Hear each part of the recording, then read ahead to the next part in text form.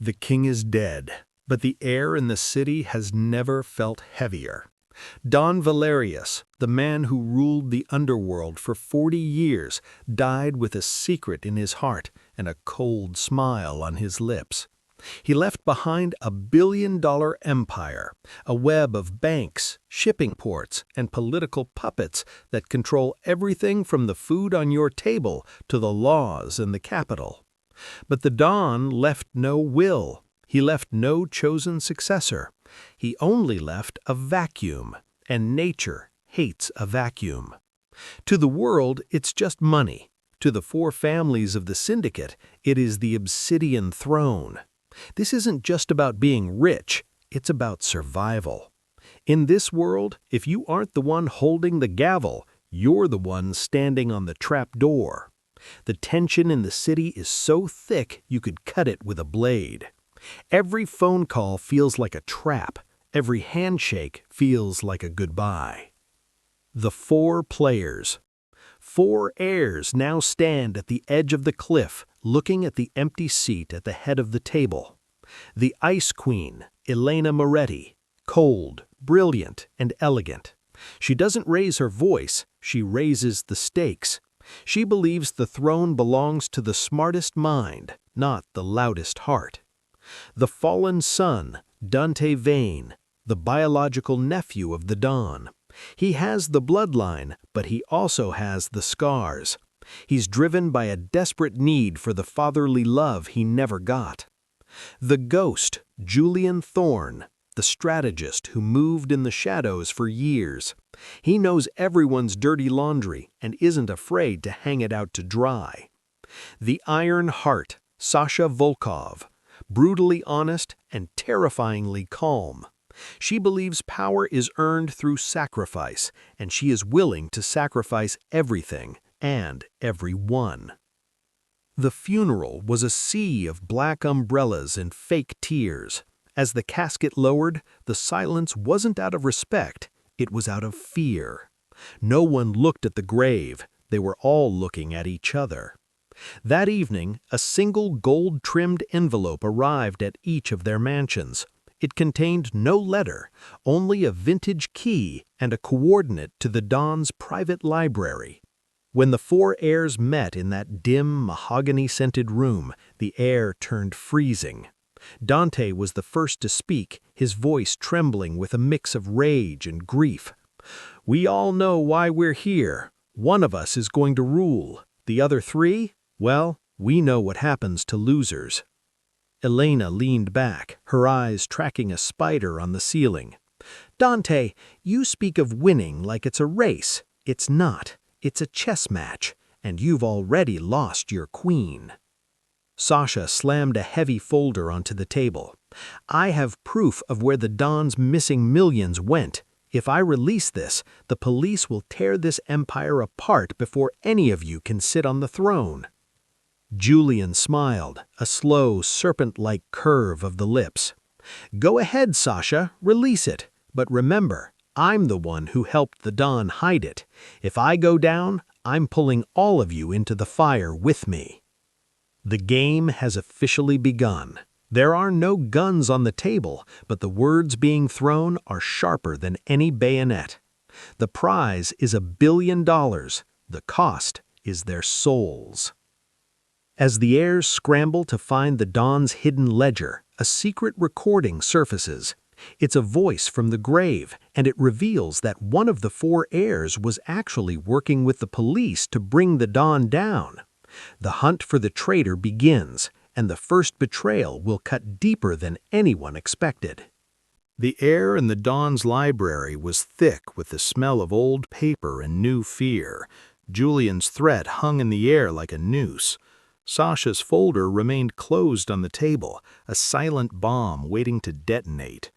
But before anyone could take another breath, a mechanical click echoed through the room. Hidden behind a shelf of leather-bound books, an old phonograph began to spin. It wasn't music that filled the room. It was the raspy, dying voice of Don Valerius.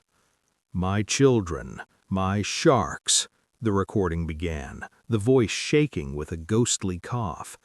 You think you are ready for my throne. You think you are strong. One of you is a rat. One of you has been feeding my secrets to the feds for 3 years. I knew it. I watched you. And now I will let the 3 of you decide who the traitor is. If the traitor sits on my throne, the empire burns. If the others find the rat, the game truly begins. The recording cut to static. The silence that followed was deafening. Elena was the first to move.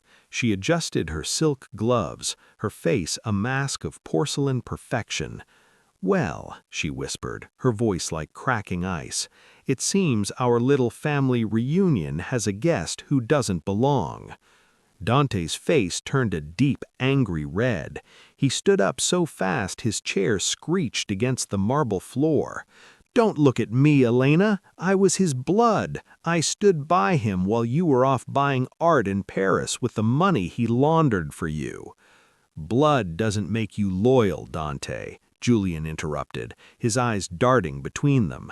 "It just makes you feel entitled, and entitled people get desperate when the bank accounts run dry. We all know your gambling debts are higher than the skyscrapers in this city." Sasha didn't scream. She didn't point fingers. She simply walked to the door and locked it. "No one leaves this room until we see phone records. No one leaves until we see the truth." The tension was a physical weight. Sasha pulled out a tablet and swiped through a series of encrypted files. "I've been tracking the signal leaks from the Don's mansion for months. Every Tuesday at midnight, an encrypted burst was sent to a secure server at the Department of Justice. Last Tuesday, the signal came from the North Wing." The North Wing. Elena's wing. Elena didn't flinch. Instead, she let out a soft, mocking laugh. "Oh, Sasha, you're so predictable. You think a digital footprint is proof? I planted that signal. I wanted to see who was watching the monitors when the Don's voice stopped. And look who was ready with a prepared report the moment the Don's voice stopped." Elena leaned forward, her eyes locked on Sasha. "You didn't track that signal. You created it to frame me. You want the throne so badly you're willing to play the hero while you're actually the villain." Suddenly, Dante's phone buzzed. He looked at the screen and his face went pale. It was an anonymous text message with a photo attached. It was a photo of Sasha meeting a man in a dark trench coat at a park bench 2 nights ago. The man was a known federal lead investigator. "Sasha," Dante stammered, holding up the phone, "explain this." Sasha's eyes widened. For the first time, the iron heart looked cracked. That's not what it looks like. I was buying information from him, not giving it." But the seeds of doubt were planted. The conspiracy was growing like a weed in the dark. In one night, the 4 heirs went from competitors to enemies. They realized the game of the throne wasn't about who was the strongest. It was about who could survive the lies of the person sitting next to them. As they left the room, Julian whispered to Elena in the hallway, "Nice touch with the photo, Elena. I didn't know you were such a good photographer." Elena didn't look back. "I didn't take it, Julian. I thought you did." They both stopped. If neither of them took the photo, who was the 5th player in this game? A mysterious black car begins following Dante, and he receives a phone call from a voice that sounds exactly like the deceased Don. Is the king really dead, or is this the ultimate dirty trick to test their sanity? The first heir is about to break. The city was drowning in a cold gray rain. Dante Vane sat in the back of his armored SUV, his hands shaking as he poured a drink. He couldn't stop thinking about the photo of Sasha. If she was the traitor, why didn't she just kill them all? If she wasn't, then who was playing this sick game? Suddenly, his phone, the private one, the one only the Don had the number to, began to vibrate. The caller ID was blank. Dante answered, his heart hammering against his ribs. "Who is this?" A voice came through the speaker. It was raspy, slow, and filled with a terrifyingly familiar authority. "Dante, my boy, you always were too quick to jump to conclusions. Look behind you." Dante spun around. A black sedan with tinted windows was idling 3 cars back in the heavy traffic. The voice on the phone chuckled, a dry, hacking sound. "The throne isn't for the fast, Dante. It's for the last one standing. Do you want to know who really killed me?" The line went dead. Dante screamed at his driver to floor it, but the black sedan stayed perfectly paced behind them, like a shark following a trail of blood. The next evening, Julian Thorne invited the other 3 to a neutral dinner at a high-end restaurant he owned. The room was empty of customers, filled only with the scent of expensive wine and the heavy silence of a graveyard. "We need to be rational," Julian said, swirling a glass of deep red Cabernet. "If we keep tearing each other apart, the board of directors will step in and liquidate the empire. We'll all be broke and dead within a month." Elena Moretti smiled, though her eyes remained as cold as a winter morning. "Rational, Julian? You've spent the last 10 years hiding money in offshore accounts that even the Don didn't know about. Don't talk to us about the empire. You just want to make sure your golden goose stops laying eggs." Sasha Volkov leaned forward, her face pale but her gaze steady. "I didn't meet that Fed to betray the family. He's my brother, my half-brother. I was trying to keep him away from our business. I was protecting us." The table went silent. A family secret. In this world, a secret like that was a death sentence. "A lovely story," Dante spat, his eyes bloodshot from a lack of sleep. "But I got a call today from the Don, or his ghost. He told me one of you killed him. He said the rat wasn't working for the feds, they were working for themselves." Dante pulled a small silver pillbox from his pocket. "He told me where to find this. It was in the Don's medication cabinet. It's supposed to be heart medication, but I had it tested this morning." He tossed the box onto the center of the table. It slid across the wood and stopped in front of Elena. "It's arsenic," Dante whispered, his voice cracking with emotion. "Slow acting. Someone was feeding the Don poison for months.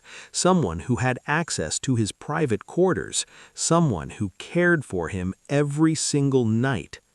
All eyes turned to Elena. She was the one who lived in the manor. She was the one who brewed his tea every evening. Elena didn't deny it. She didn't cry. She simply picked up the pillbox and looked at it with curiosity. "If I wanted him dead, Dante, I wouldn't have used something so clumsy.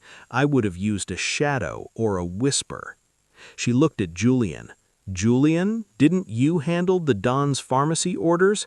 You were the one who insisted on using your special supplier to save costs."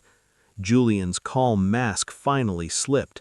A bead of sweat rolled down his temple. "I only ordered what the doctors told me."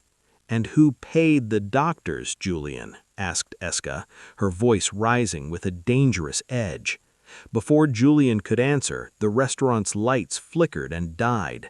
In the darkness, the sound of a heavy door opening echoed through the room. A cold breeze swept in, carrying the scent of the Don's favorite cigar brand. "Is he here?" Dante whimpered into the dark. "Is he coming for us?" When the lights flashed back on, Julian's chair was empty. On his plate, there was a single black chess piece, the knight. The first of them had disappeared. The game was no longer about words. It was about who would disappear next. The morning sun didn't bring warmth to the city. It only revealed the horror of the night before. In the center of the Grand Plaza, directly beneath the statue of the city's founders, sat Julian Thorne. He was alive, but he was a shell of a man. He sat perfectly still in a velvet chair, dressed in his finest tuxedo, staring at nothing. His tongue had been surgically removed, the ultimate punishment for the man who lived by his secrets. Pinned to his chest with a silver dagger was a note that read, "The ghost has lost his voice. The son is next to lose his mind." Elena, Sasha, and Dante stood behind a police cordons, watching as Julian was loaded into an ambulance. The silence between them was like a wall of glass, ready to shatter. Dante's vein was spiraling. The fallen son was no longer the arrogant heir he had been 48 hours ago. He was jumping at every shadow, convinced that the Don's ghost was walking the halls of his mansion. "It's Julian," Dante whispered, his voice cracking as they met in a secure underground bunker later that day. "He knew something. He was going to tell us who the poisoner was, and they silenced him. And now they're coming for me." Elena Moretti sat across from him, sipping an espresso as if they were at a garden party. "Dante, stop shaking. You're making the table vibrate. If you want to survive, you need to think. Julian was the ghost. He was the one who knew where the money was. Whoever took his voice didn't just want to punish him, they wanted to make sure he couldn't tell us the location of the billion-dollar ledger." Sasha Volkov leaned against the concrete wall, her arms crossed. "The ledger isn't just money, Dante. It's a list of every politician, judge, and police chief the Don owned. Whoever has that book doesn't need a throne. They own the world." She looked at Elena with narrow eyes. "Elena, you were very calm when Julian disappeared, Elena, almost like you knew the script." Elena's eyes flashed with a rare spark of anger. "I'm calm because I'm not a child, Sasha. While you two are crying over ghosts, I've been looking into the Don's autopsy report, the one the family doctor lost." She pulled a grainy photo from her bag. "The Don didn't die of arsenic poisoning. The arsenic was a distraction. He died of a sudden, massive stroke. A stroke triggered by a very specific, very rare chemical, one that only a few people in the world have access to." Dante's eyes went wide. "That chemical, that's the one your father's company manufactures, Sasha. The Volkov labs." Sasha's face went pale. "That's impossible. Our labs are under 24-hour surveillance. No one could get that out without a level 5 clearance." "Or without the CEO's thumbprint," Elena added, her voice dropping to a dangerous whisper. Before Sasha could defend herself, the bunker's security monitors flickered. A video feed appeared on every screen.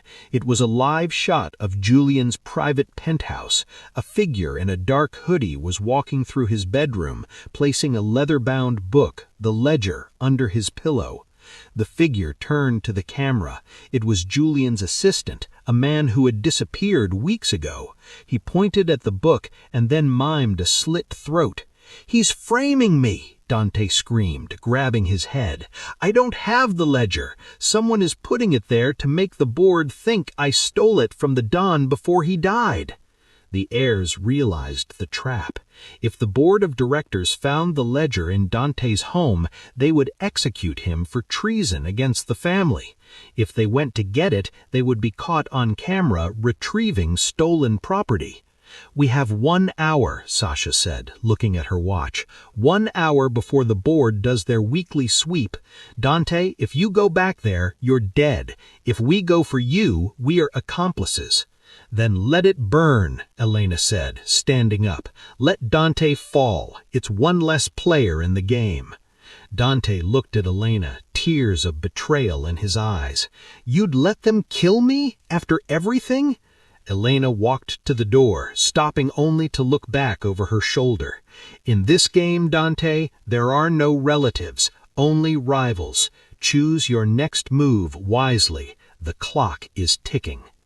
As Elena and Sasha walked away, Dante was left alone in the dark bunker. But he didn't see the tiny red light of a hidden camera in the corner. Someone was watching his every breakdown, feeding on his fear. Dante makes a desperate deal with an unexpected ally to save his life, but the price is a confession that will ruin the Moretti family forever.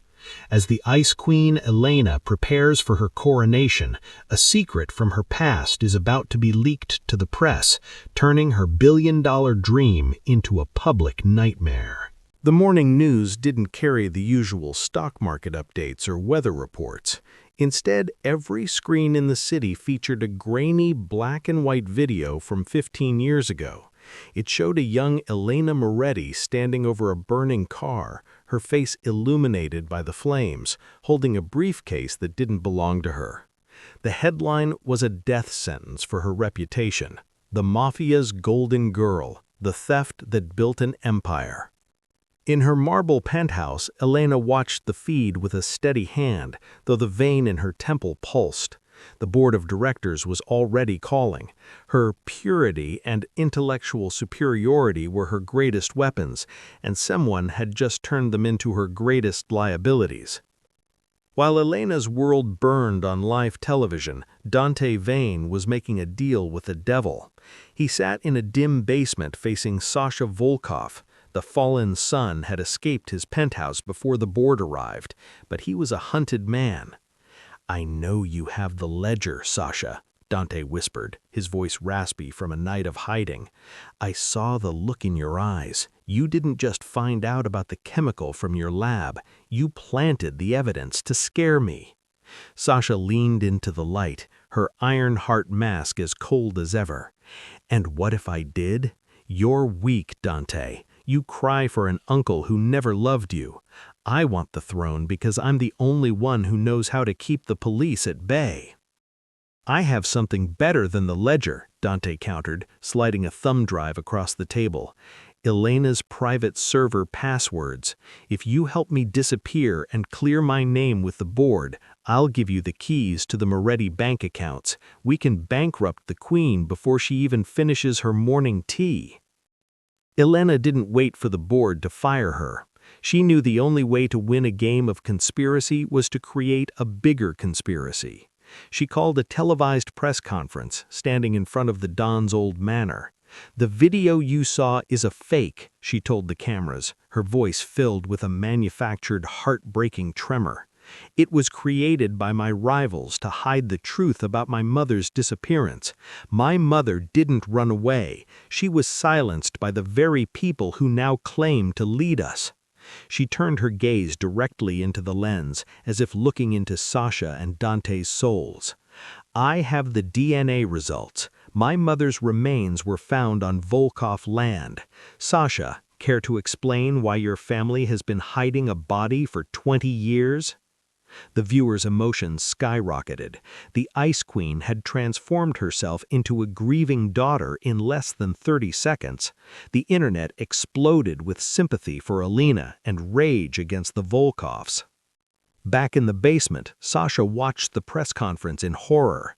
Her phone began to ring. It was her father, the head of the Volkov labs, and he sounded terrified. "Dante, you idiot!" Sasha screamed, throwing her phone at the wall. "Elena just turned the entire city against me. If the police start digging on our land, they won't just find her mother, they'll find everything we've hidden for 40 years. Dante smirked, a dark, twisted confidence returning to his eyes. "Then I guess you need me more than ever. I can stop the investigation. My father's old friends in the Senate can kill the warrants, but it will cost you. I want the ledger, and I want Julian's share of the docs." The four heirs were now locked in a web of their own making. Julian was silent, Elena was a lying saint, Sasha was a framed murderer, and Dante was a blackmailing ghost. As the sun set, a courier delivered 4 identical black boxes to each of them. Inside each box was a single item, a silver bullet engraved with the word midnight. The board had spoken. The games were over. At midnight, there would be a final vote at the Don's estate. But in this family, a vote usually involved a shallow grave. The Don's estate, usually a place of golden lights and expensive parties, was as dark as a tomb. A thick fog rolled off the private lake, swallowing the 4 black limousines that pulled up to the circular driveway. Elena, Sasha, and Dante stepped out, their faces pale under the flickering porch lights. They looked at each other not as family, but as prey. Julian was missing, still silenced in a hospital bed, leaving only 3 to face the board of directors. But as they entered the grand dining hall, the board wasn't there. Instead, the long mahogany table was set for 4. At the head of the table sat a figure draped in a heavy wool coat, their face hidden by the shadow of a wide-brimmed hat. "Sit," the voice whispered.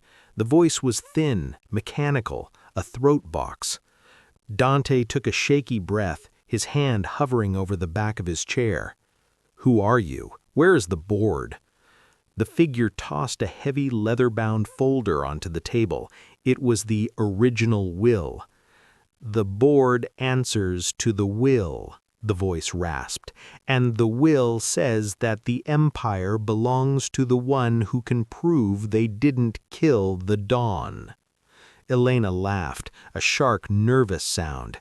"We've been over this. The autopsy was faked, the medicine was poisoned, and Sasha's labs were involved. This is a circular argument."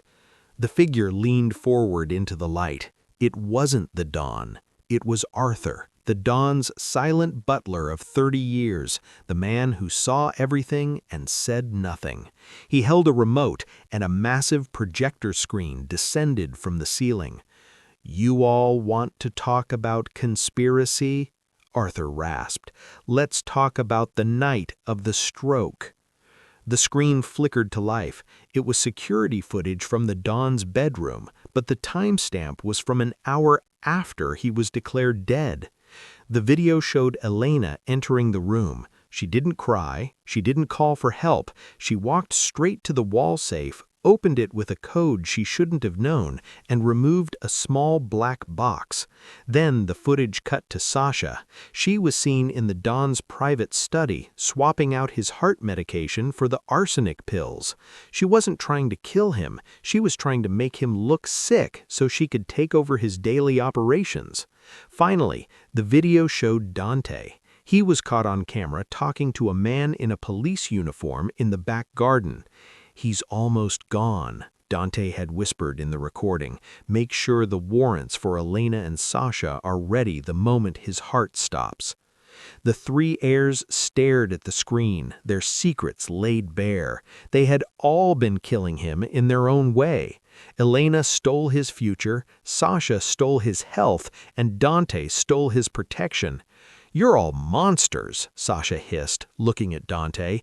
"You were going to send us to prison?" "And you were poisoning him," Dante screamed back. "You made him weak enough for the stroke to happen." Elena stood up, her poise finally shattering. "I took what was mine. He was going to leave everything to a charity. He was going to throw away 40 years of our blood for a tax write-off." Arthur, the butler, stood up slowly.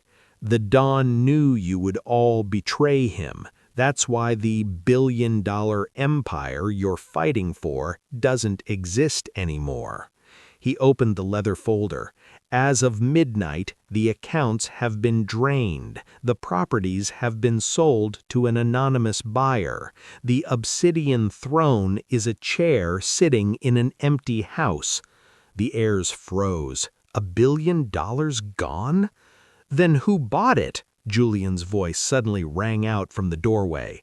They all spun around. Julian Thorne stood there, his neck bandaged, his face bruised, but his eyes burning with a terrifying fire.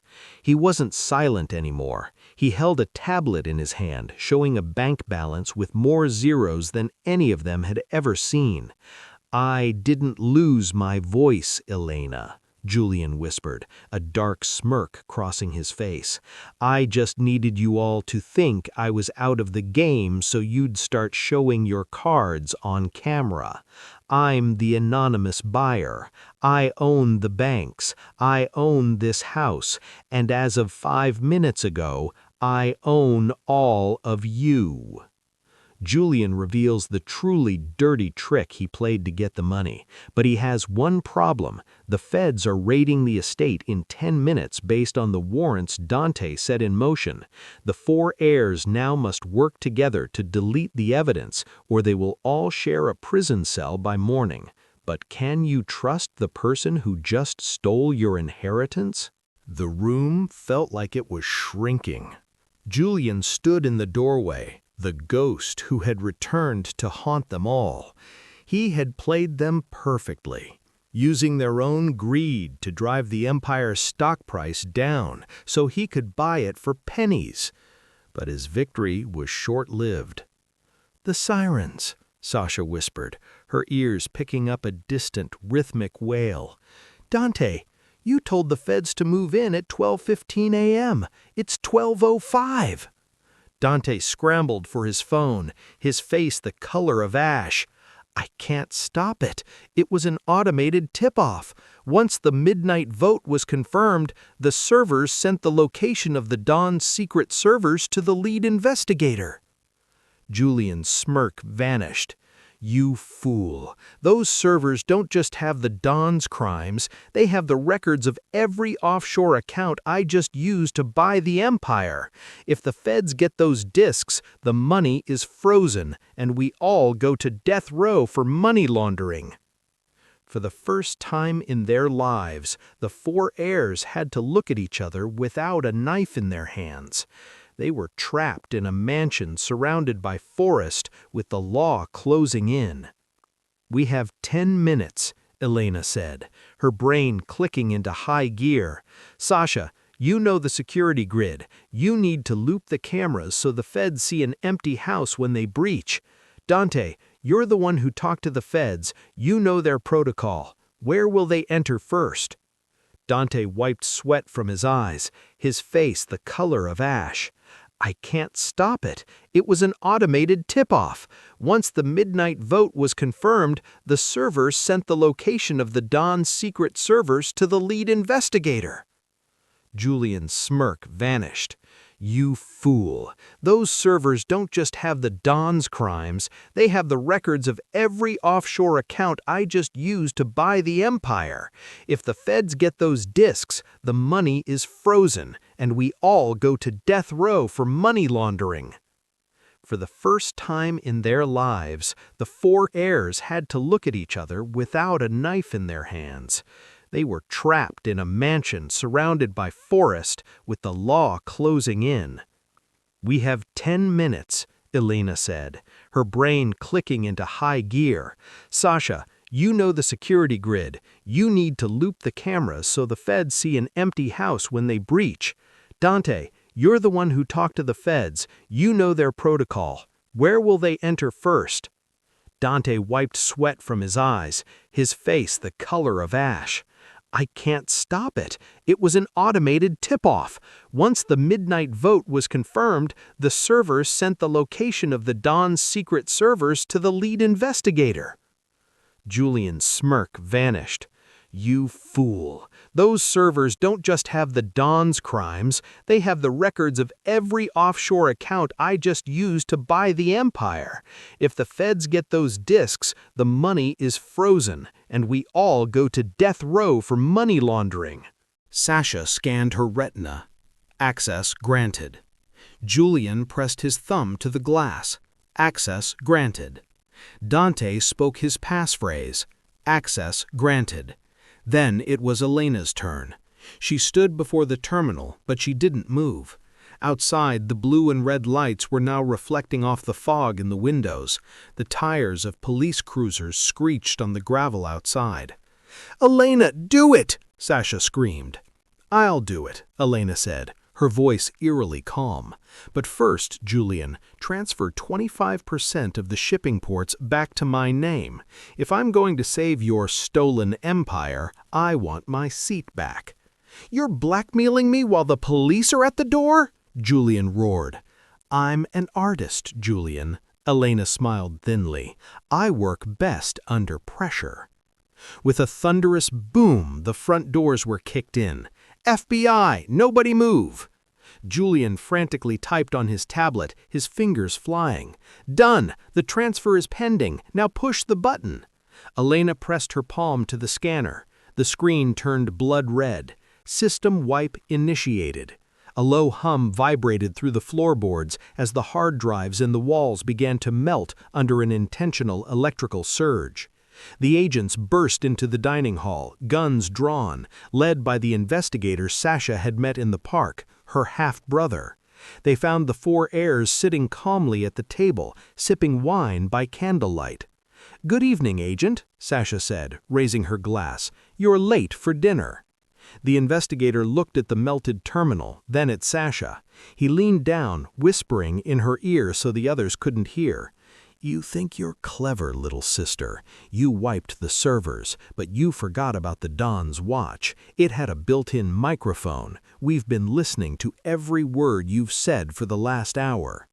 He stood up and looked at the group. "One of you is coming with me tonight, and the others, you're going to watch as I dismantle this family piece by piece." He didn't grab Sasha, he didn't grab Julian, he walked straight to Dante and snapped the handcuffs on his wrists. "Dante Vane, you're under arrest for the murder of Don Valerius." As Dante is hauled away, he realizes he was the fall guy all along. But who planted the physical evidence on him? Elena and Sasha realize that Julian's buyout was the distraction from an even bigger conspiracy involving the butler, Arthur. The game moves from the mansion to the courtroom, where the ultimate lie will be told. The sound of handcuffs clicking shut was the loudest noise Dante had ever heard. It was the sound of a billion-dollar dream dying. As the federal agents dragged him toward the door, Dante looked back at the table. Elena was calmly smoothing her dress. Sasha was staring at her wine. Julian was looking at his watch. None of them looked at him. "You did this!" Dante screamed, his voice echoing off the marble walls. "I didn't kill him! I loved him! Elena, tell them! Sasha, you know I don't have the stomach for blood!" Agent Miller, Sasha's half-brother, shoved Dante into the back of a black sedan. "Save it for the judge, Dante. We found the digital recorder in your pocket. It's a perfect match for the Don's voice box. You've been haunting yourself to create an insanity plea, haven't you?" Back inside the mansion, the 3 remaining heirs sat in a silence that felt like a thick fog. The police had cleared out, leaving only the wreckage of the dining room and the smell of ozone from the melted servers. "He's gone," Sasha whispered. "1 down, 3 to go." "Don't be so dramatic, Sasha," Julian snapped, though his hands were shaking. "Dante was a liability. He was the weakest link. Now we can actually divide the assets without his gambling debts dragging us down." "Is that what you think?" a voice rasped from the corner. Arthur, the butler, stepped into the light. He wasn't holding a tray or a towel. He was holding a heavy, old-fashioned key. "You 3 think you are so clever. You think you've won because the boy is in a cell. But Dante didn't kill the Don, and neither did any of you." Elena stood up, her eyes narrowing. "Arthur, you've had a long night. Go to bed before I decide you're redundant to this new empire."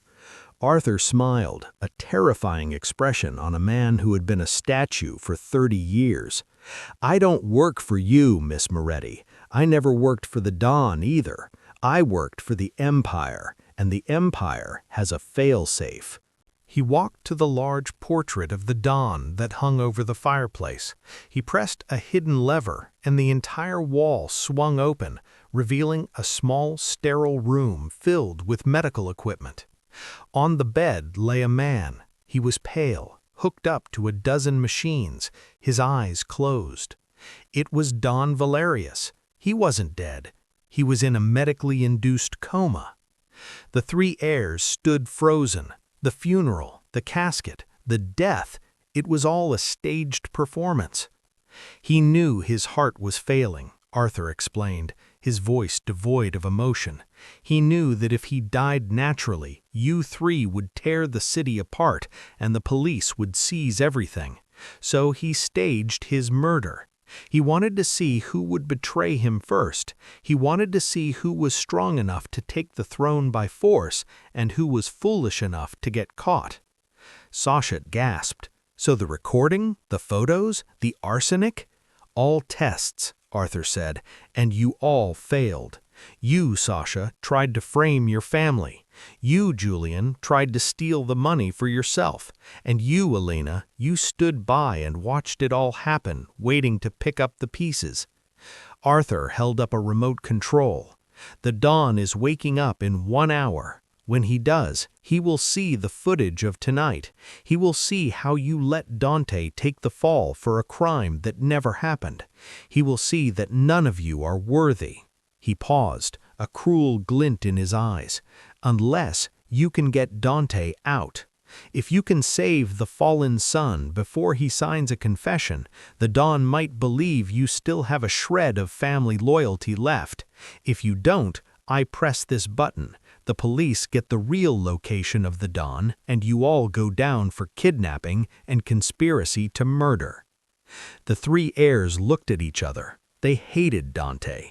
They had just sacrificed him to save their own skins, but now their lives depended on rescuing the man they had just betrayed. "We have to break into a federal holding cell," Julian whispered, his face turning green. "That's suicide." Elena looked at the Dawn's unconscious body, then at her rivals. "No, Julian, it's not suicide. It's a job interview, and I intend to get the position." The heist of the century begins as Elena uses her beauty to distract the guards, while Sasha hacks the city's power grid. But inside the cell, Dante has already started talking to the feds. He's about to give up the location of the hidden billion, and if he does, there will be nothing left for anyone to inherit. The federal holding facility was a fortress of concrete and cold blue light. Inside cell 402, Dante Vane sat on a metal bench, his spirit broken. He wasn't the fallen son anymore. He was a man who had realized that his family was a pack of wolves. "Sign here, Dante," Agent Miller said, sliding a thick stack of papers across the table. "Confess that you poisoned the Dawn, tell us where the offshore accounts are hidden, and I'll make sure you get a private cell with a window. Otherwise, you're going to the deepest hole we have." Dante picked up the pen. His hand was shaking. He looked at the camera in the corner, wondering if Elena or Sasha were watching. "They left me," he whispered. "They let me take the fall." "They don't care about you, Dante," Miller pushed. "Only the $1 billion matters." Outside the prison walls, a black van sat in the shadows. Inside, the atmosphere was toxic. "If he signs that paper, it's over," Julian hissed, his fingers flying across a laptop keyboard. "The moment that confession is digitized, the Dawn's living ghost status becomes a crime of kidnapping for all of us." "Quiet, Julian," Sasha commanded. She was wearing a tactical headset, her eyes fixed on a blueprint of the prison's electrical grid. "I'm in. I've bypassed the external sensors. Elena, you have 3 minutes before the backup generators kick in. Go." Elena Moretti didn't look like a mobster. She looked like a grieving widow in a designer veil. She walked up to the front gate, her eyes red from fake tears.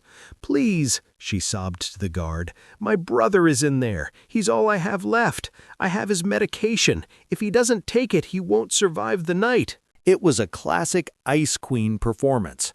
While the guard was distracted by her beauty and her tears, Sasha triggered a massive power surge. The lights in the entire facility flickered and died.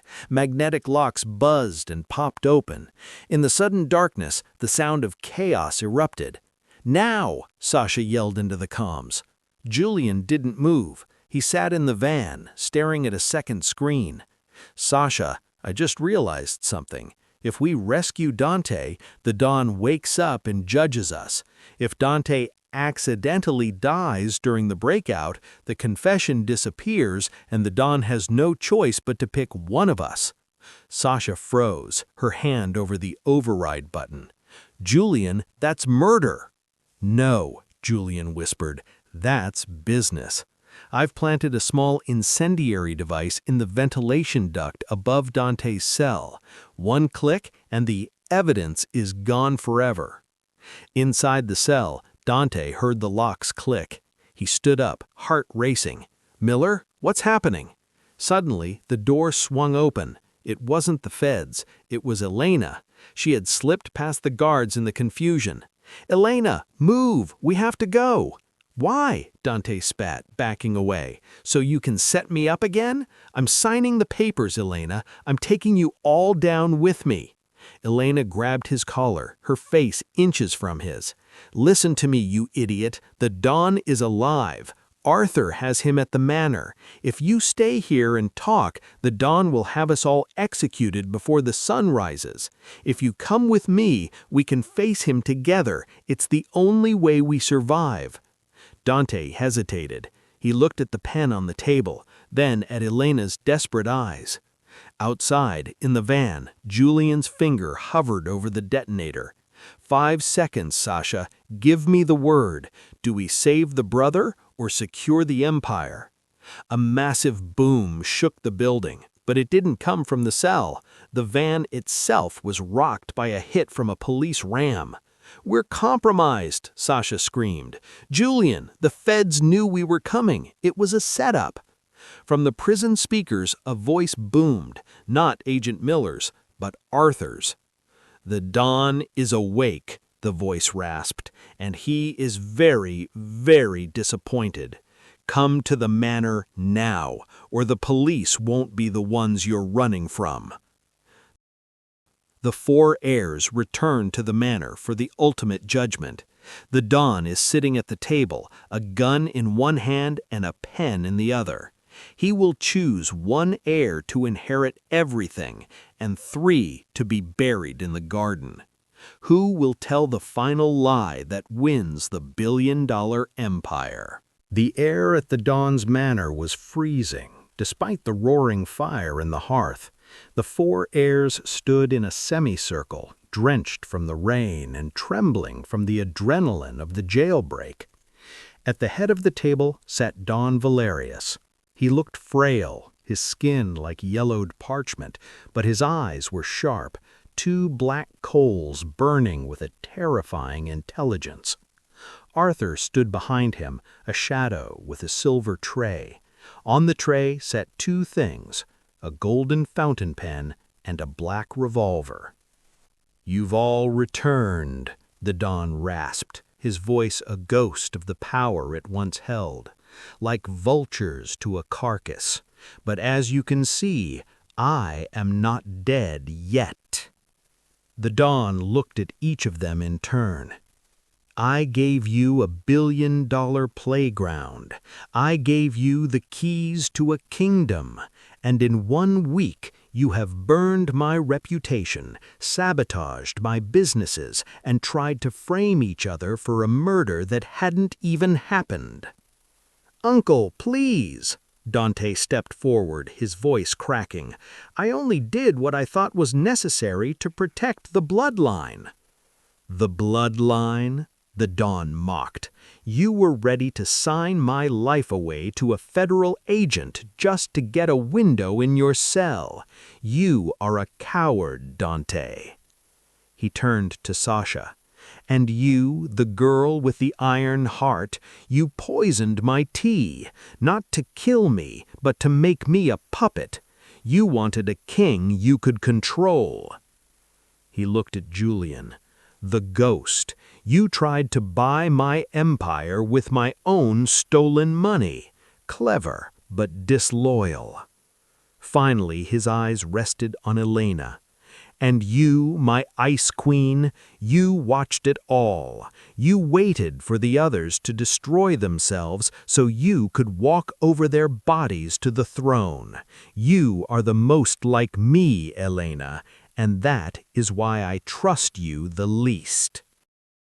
The Don pushed the leather-bound ledger toward the center of the table. "One of you will sign this. One of you will inherit the debt, the power, and the blood. The other three, Arthur has already prepared the basement." "Debt?" Julian squinted, leaning in. "What do you mean, debt?" The Don let out a dry, hacking laugh. "You think $1 billion comes without a price? The Empire is bankrupt. I spent the last 10 years fighting off the feds and the cartels.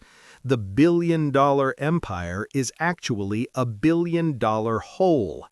Whoever signs that book becomes the target for every enemy I have ever made. You won't be a king, you'll be a lightning rod." The heirs froze. The prize they had been willing to kill for was a death sentence. "So," the Don whispered, picking up the revolver, "who wants the throne? Who is brave enough to take the fall for the family? If someone signs, the others go free with enough money to disappear forever. If no one signs, I finish what the poison started, and I take all of you with me." The silence was absolute.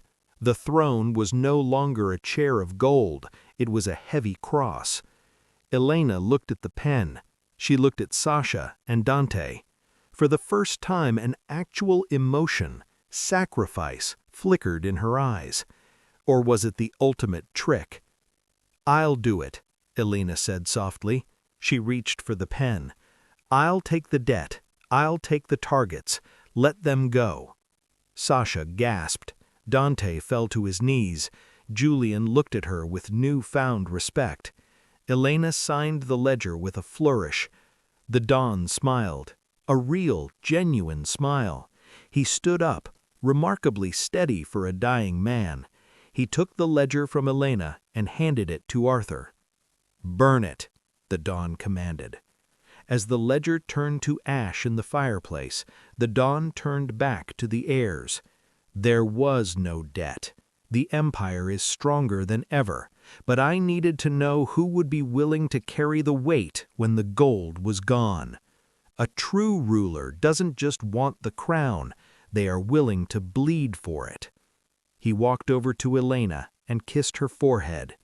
"The Empire is yours, Elena. You played the game better than I ever did. You even made me believe you cared for these 3 idiots." Elena looked at the other 3. The Ice Queen mask was back, colder and harder than ever. She turned to the Don. "And what happens to the losers, grandfather?" The Don walked toward the door, leaning on Arthur. "That, my queen, is your first decision as the new Don." Elena looked at Sasha, Julian, and Dante. She picked up the black revolver from the table, checked the cylinder, and smiled at the camera. "The game," she whispered, "is just beginning." If you like this story, please leave a like and drop a comment. Also, please subscribe and turn on notifications so you won't miss the next interesting story. We wish everybody watching a good health and light in our path.